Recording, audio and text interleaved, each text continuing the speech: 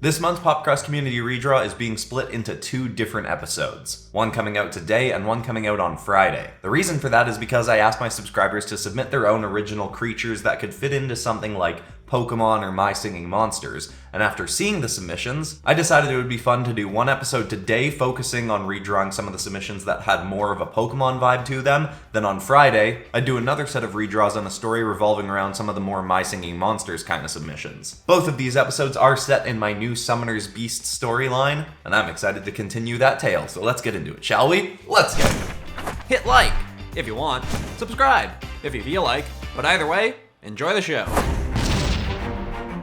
It seems I had gotten far too used to riding the skies upon my usual dragon ally, Violet, as, astride my recently aligned dragon summon, the skybound Mantaragon, I felt as though the skin on my face were nearly peeling off as we ripped through the air. I'd sent Violet home to my village to rest and prepare for giving birth, and was now acquainting myself with my new mount.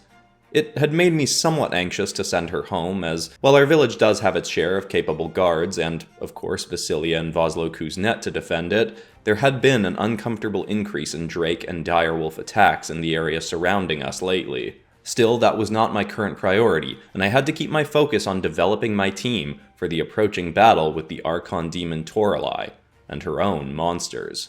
Despite being an aquatic dragon, the Mantaragon's speed in the skies were phenomenal. On top of that, it did also seem to enjoy that I was struggling to hold on, though that itself did lead to another interesting little discovery about the creature. At one point, after flying straight for quite some time, a huge gust of rising wind struck me. I believe my mount noticed that I was losing my grip and intentionally flew straight down. That extra force added to the wind made me fly right off its back. The Mantaragon allowed me to fall for a moment before swooping under to scoop me onto its back again. I chuckled as I regained my grip on the fleshy appendages that stem from its upper back. That little moment, likely along with having just left a sea shanty singing band of pirates, reminded me of the words to a song that my love Kayla had listened to for some time in her world, when she was going through her own sea shanty phase. I sang the line that had come to mind instinctively through the rushing wind.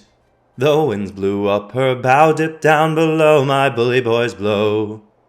My mischievous dragon suddenly slowed and grunted when I stopped singing. I wasn't sure what it meant by this, but I was well aware of many creatures in my world that are very drawn to music, so I started that song from its beginning. There once was a ship that put to sea, the name of the ship was the Billy O.T. The winds blew up her bow, dipped down, oh blow, my bully boys blow. To my excitement, the Mantaragon purred in response, so I continued on with the next verse. Soon may the Wellerman come to bring us sugar and tea and rum. One day when the tonguing is done, we'll take our leave and go. She'd not been 2 weeks from shore when down on her a right whale bore. The captain called all hands and swore he'd take that whale in tow. I continued on through the song, and doing so seemed to make the Mantaragon much more cooperative. This made me interested to see how it would engage with some of the monsters of song in my world. But prior to that, I still needed to show this creature that I could fulfill a promise to it. That aligning with me as it had would mean it would have a chance to fight against many dangerous creatures that challenged its own might. After an hour or so of getting my bearings flying on this creature, I created a portal to take us to the base where most of my interdimensional allies from other worlds congregate, the Sharp Tank in Dimension A016. We soared through the portal down a forested mountain to the large building, unlike the structures I'd find in my own world. As we descended to the entrance doors, I saw that out front was one of our more questionable allies, Dresden Oakland. Dresden had done many awful things in his past, including slaughtering many of the Multiverse's overseers, the same position that I now hold, but I could not deny that he had been putting an effort to atone for this, and seemed to be genuinely interested in turning over a new leaf. As we landed down, I saw a horse-sized canine creature that certainly was not native to the world we were in currently, sprinting towards Dresden. I wasn't sure if I should be prepared for battle, but the creature skidded to a halt and put a claw down between my own creature and Dresden defensively. Dresden then pet the creature's semi-mechanical head. It is all right, Val. Tayrun and any beasts he aligns himself with are our allies. The creature, apparently called Val, still kept its foot between us, but didn't try to urge me away as I approached. Dresden, when did you acquire a creature ally of your own? Just recently. Humorously enough, Val is from a world full of the kinds of anomalous entities and creatures I once studied at the SCP Foundation, prior to becoming an overseer. The same kinds of creatures our group often refers to as Pokemon, referencing the immense similarities they have to a children's game series.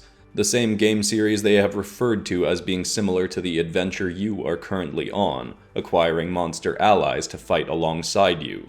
Now, admittedly, in that moment, I believe my ever-present desire to learn about new creatures overtook me, but it seemed I may be able to do that while finding a battle for the Mantaragon as promised.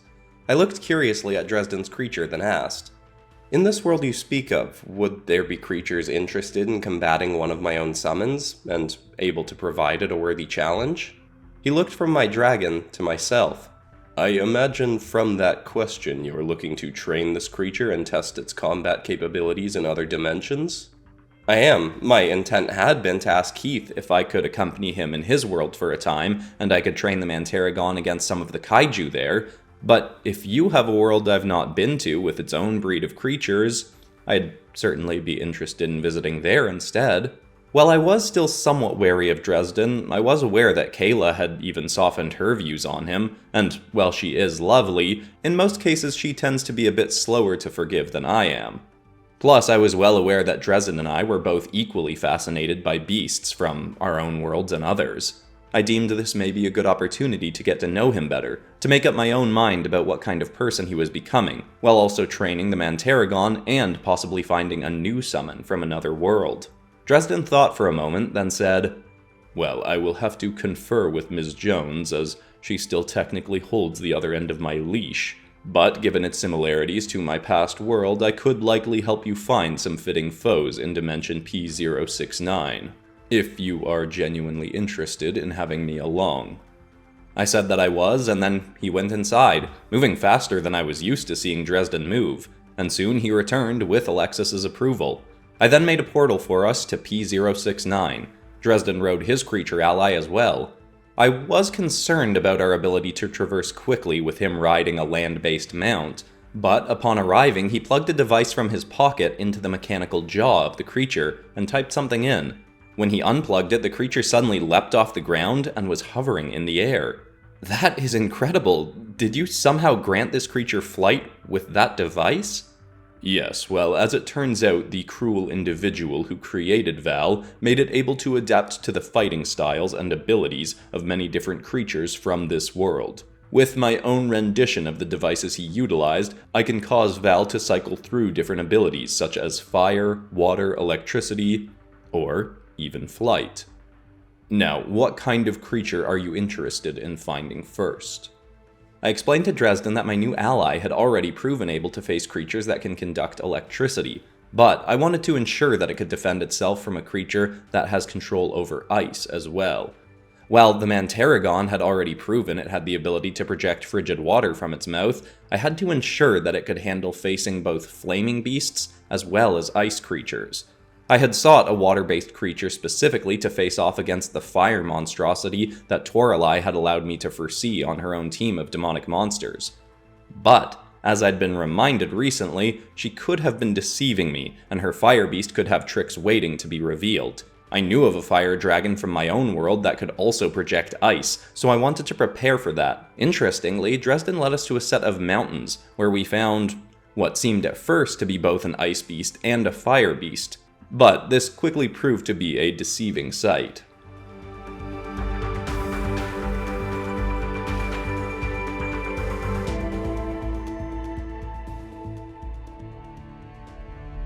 Near the peak of a snowy mountain, we came across two monsters that were already entwined in battle. One was a tiger-like, thick-furred creature with a frozen head and paws, while the other was more like a very lean lion with a flaming purple mane and tail.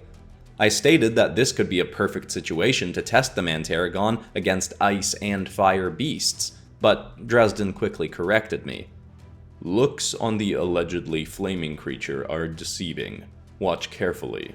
I did as suggested and saw that as the beast breathed purple flames towards its foe, its foe dodged effectively, the flames striking the ground behind it created a mound of purple ice instead of melting the snow. That creature in my world was referred to as SCP-P2741, or Tundrion. Its special containment procedures required it to be kept in a cell with temperatures held below zero, but with the ability to increase that heat to melt any walls of ice it may forge with its freezing flames, to ensure personnel could still enter to feed and study it. The creature it is facing is SCP-P2013, or also called Subzmilo by some. Its own containment procedures were similar, and it was stated that these two needed to be kept in separate Foundation sites, as they had acute senses of smell and were very territorial, especially disliking one another. How is it that you remember these details? Has it not been thousands of years since your time at the Foundation you once worked for? Those memories seem to return to me more easily than even those in the last few centuries. I believe it is because that was a time when I was truly passionate about what I was doing, driven by what you may call a higher sense of purpose. Much of the last 6,000 years I've been acting out of spite and anger, not as consciously focused on my actions. As he spoke, he pet the head of his creature ally. Astride this creature, he seemed much more at peace than I ever recall seeing him before. He then continued, "No, despite not having a true fire-based creature before us yet, are these suitable challengers to test your creature against, to see how it can handle ice-based threats?" I nodded and had my beast land down near the creatures. I then activated my summoner abilities and said, "I call upon the aid of the skybound Mantarragon. Summon forth, great beast." Of course, the dragon then turned back to me, looking confused. "I'm aware that you're already here, but I still need to do the spell for our alignment to activate." It snorted, but clearly accepted. A golden light in each of our chests illuminated, and suddenly, I could see, hear, and feel through both my own body and that of my summon. While I was still getting settled into the shift, the purple frigid flaming Tundrion clearly noticed us and wanted to further assert its territory. It spat a beam of frozen flames towards us. The Mantarragon swooped back up into the air, and I had to dive into the snow to evade. The Tundrion continued breathing its flames, using them to chase the Mantarragon, but before it could hit, the tiger-like Subzmilo leapt at it, still clearly interested in chasing off or slaying the Tundrion. It swatted the flaming creature's head, smacking it into the snow, making it cease its beam. My Mantarragon then soared down towards them both, diving at incredible speeds. When it got near, it spread its claws and snatched the icy protrusions atop the Subzmilo's back and lugged it up into the air, flying slower than usual with a beast in tow. The creature snapped its jaws upwards towards my beast, but couldn't get at the Mantarragon. The Subzmilo's front claws suddenly grew larger with more and more ice. It seemed to also be weighing down the Mantarragon more and more as it did this, but then it swung its claw up to slash at my dragon. The Mantarragon instinctively hurled the creature in front of it, making the swipe miss. It then darted forward, flipped over, and slammed its tail into the Subzmilo's back, sending it crashing down into the icy mountain. Dresden and Val had landed next to me. "It seems you've chosen your first summon wisely, Tayrun. Its combat abilities already appear to be well developed." "Thank you. I am admittedly still surprised by its power levels given its small stature, but the Mantarragon seems as though it could likely handle its own, even against some of the most legendary beasts from my world. I've already seen it face off against one. And there is another, particularly dangerous monster from my world that may have recently awakened, and I think it may be a suitable challenge to take my monsters to face it at some point in the near future, before I go up against Toralai. If I can find it, that is. Testing and training your summons against the most powerful beasts you can find is certainly advised given the caliber of threat you'll be facing with them eventually. There is no telling what an Archon could have up their sleeves. But I respect that you are not moving to this too quickly, and first testing against specific types of foes, so that you know your creature's strengths and weaknesses before making them risk their lives against higher tier threats. Now, on the level of building a personal relationship with these creatures, have you considered giving the Mantarragon a name?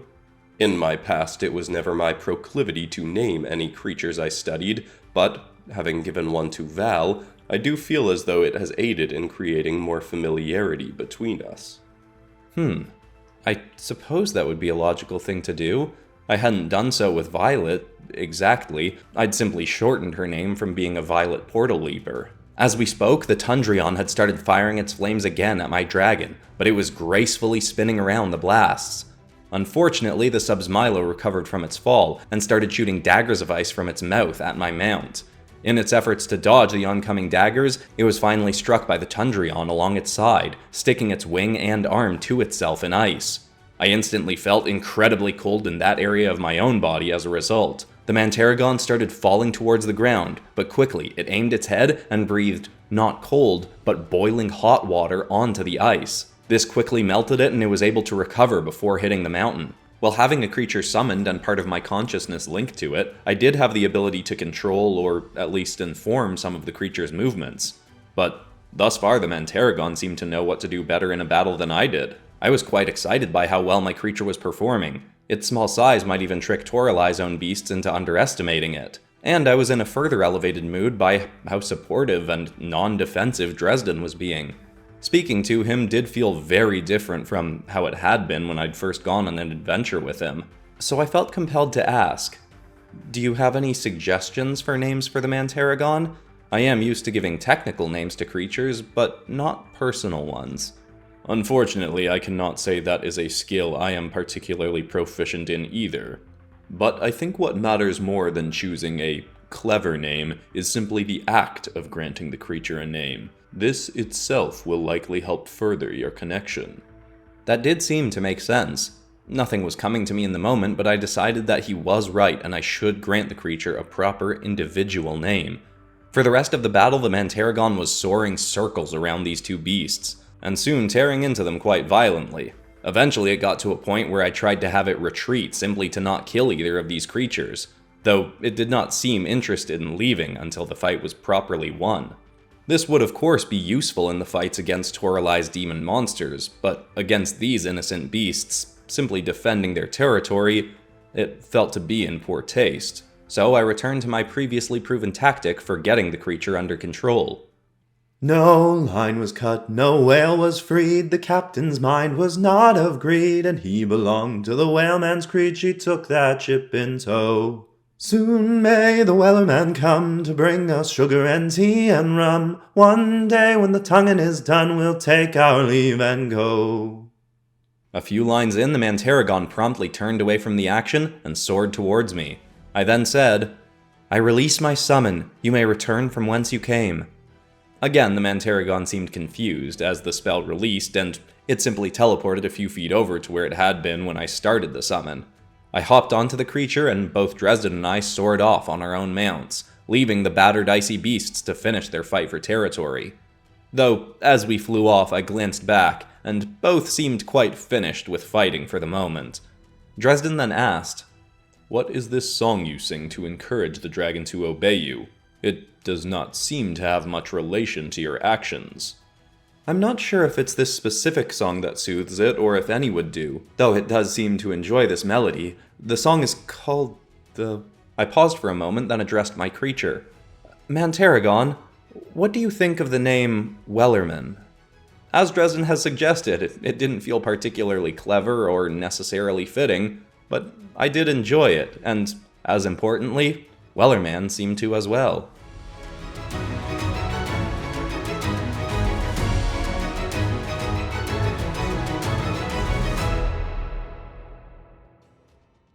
Dresden said that in the region we were in, it could be difficult to specifically find a creature with fire abilities.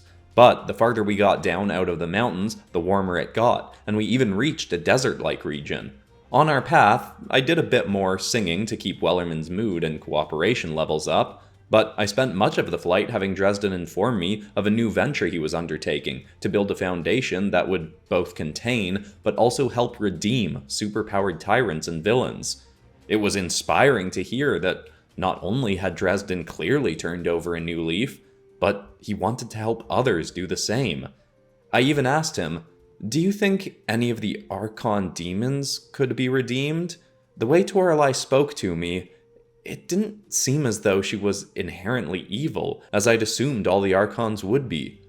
That would not be something I'd attempt thoughtlessly, as guaranteeing containment of a being of their immense power levels while we attempt to rehabilitate them could be near impossible, even for myself. But with an Archon in your world not actively attempting to destroy it, it may be worth doing more investigation into that notion prior to your battle with her. Plus, there are other things I'd be curious to learn, such as why she wants your Overseer abilities at all. I understand the benefits of being an Overseer, but with the Archons already having immense abilities, it seems like little more benefit than handing a butter knife to an already armed soldier. I thought about that for a moment, but before I could respond, Wellerman abruptly stopped, nearly hurling me off his back. He started looking around, snarling. He looked down below us as if searching for something. Suddenly, from our side, a massive rock with a purple glow about it soared towards us. Wellerman swooped over it, then looked right back down at the sand again. He began breathing a torrent of water down into the ground. As soon as he did, something started darting along the ground underneath the sand. Wellerman continued to spray his beam at it until another rock was hurled our way. This time, Dresden flew up to it, and Val swatted the boulder down with its claw. With strength and force I wouldn't have expected his creature to have. Well, I doubt this is a fire-based entity, given it is buried in the sand and telepathically hurling stones. But it seems interested in challenging your Wellerman. A glimmering golden ant twice Wellerman's size burst up from the sand and hissed at us. Upon seeing it, Dresden said, SCP-P2215, or Pharohant.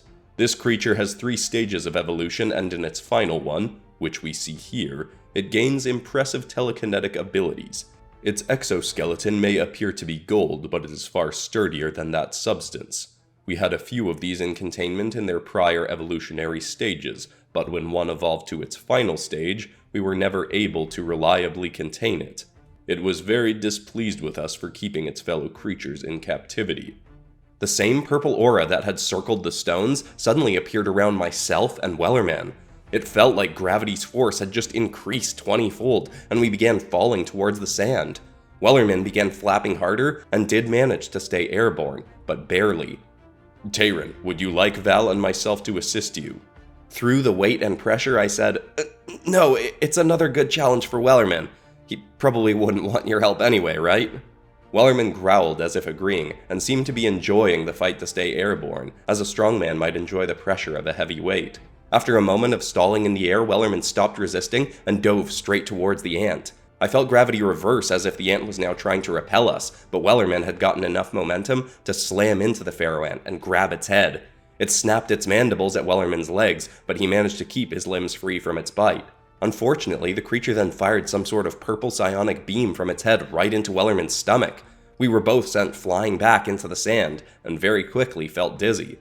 I stood up in the sand, stumbling, and Wellerman soared into the air, clearly a little dazed himself, but fighting through it. Wellerman shot a burst of freezing water at the ant from above. It was struck, but seemed to do little more than irritate it. Pharohant dove back into the sand and scuttled away.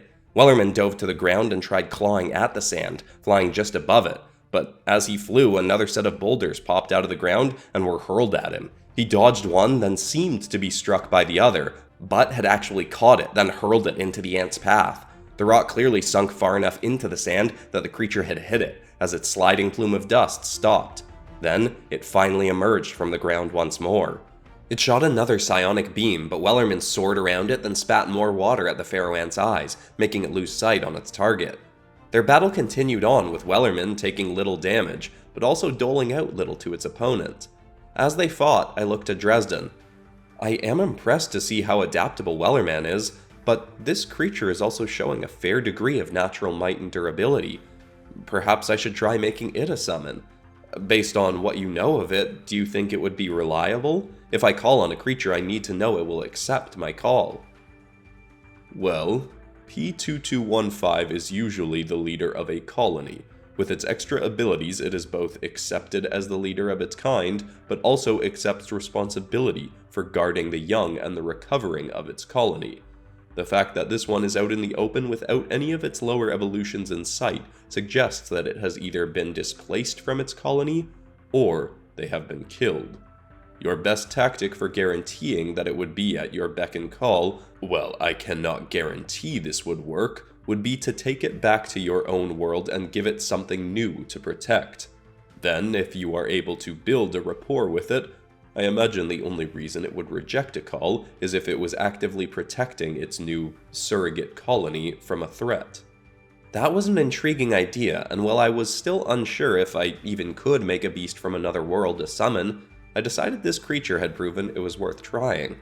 I called for Wellerman to hold back and sang a verse of the song to further encourage him to listen, then approached the Pharohant, spinning the Overseer runes on my arm. I aimed my hand forth and began projecting a set of images into its mind.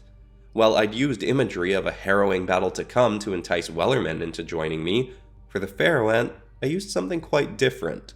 Pharohant, if you crave a home and beings to protect, consider this place. My home village is under threat of attacks from unwanted creatures as of late, and my ally Violet is soon to give birth on the outskirts of this village. This village could become your new colony, and I can give you purpose again by protecting it, if you agree to become one of my summons.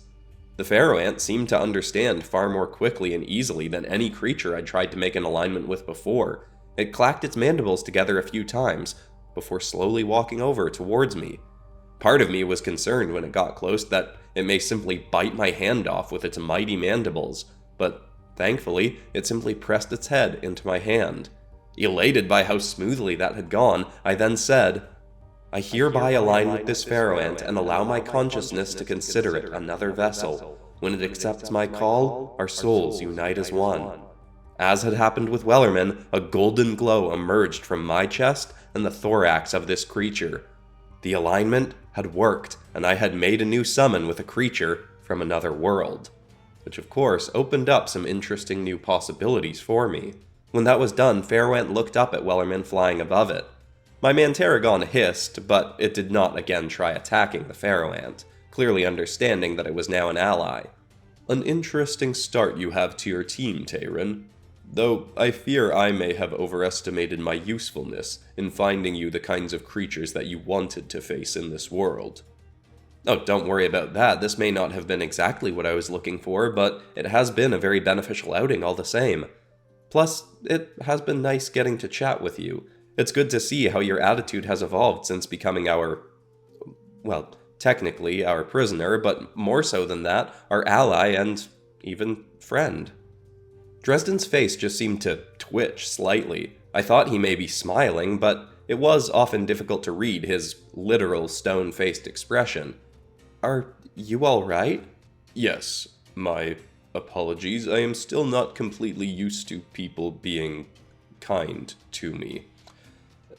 Anyhow, I have had a thought that may interest you. It could take some time for us to find a native fire creature in this world, but given I can change the types of abilities Val has, granting it fire-based powers, what would you say to allowing my own summon, so to speak, to stretch its legs on the battlefield?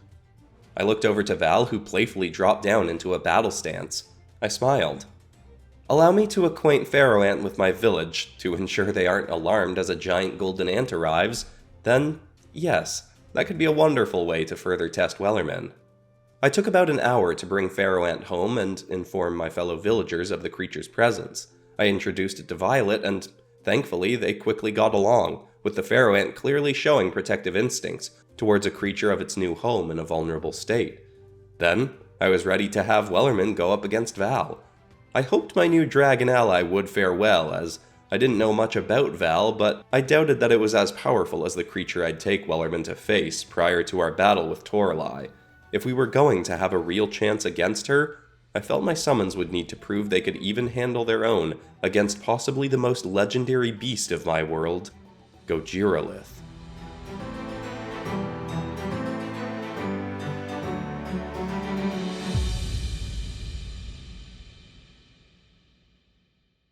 Well, I hope you enjoyed that, and make sure to tune back in on Friday for the next chapter, which I'm thinking will be called My Singing Monsterverse or My Singing Multiverse, something in that kind of vein. Anyway, thank you as always to everybody who submitted for this community redraw. There was a ton of cool stuff to pull from, and a specific thank you to the people who were chosen. Charlie Bridgman, Nate Savinelli, and Mayor Knockman. If you enjoyed this and you haven't seen the first episodes of The Summoner's Beasts, I recommend going back to the first 2 episodes, or maybe checking out Mythal Lethal if you haven't watched that. It's got a similar sort of vibe, but with more of a mythology base to it, also set in multiverse tales. But now we gotta move on to the next community redraw prompt, which is actually going to be for both July and August, because I'm going on vacation near the end of July for a week, from the 19th to the 26th, so it'd be hard to work in a community redraw. So you're gonna have a longer time to submit. But I want people to submit their own Multiverse Tales variant, like you would have seen in my Panini-verse episode that I did recently, where you take a Multiverse Tales character and make some kind of different version of them that could exist somewhere else in the multiverse. A bunch of people suggested that, and I think it's gonna make for a very fun banter episode community redraw. Instructions are on screen and the email to submit to is linked in the description, and besides that, that's all for today, except of course for ending this video on some kind of positive or inspiring note, and the thought I want to leave people with today is a quote from Gary Vaynerchuk, who said very simply, the only person you need permission from is yourself. Whatever it is you want to do with your life or who you want to be, nobody else that may be trying to tell you how you should live actually has to be you and live your life. So live it your way and figure out for yourself where you're right and wrong and make changes along the way. I hope that's inspiring. I love you all, and I'll see you all in the next episode on Friday. Goodbye.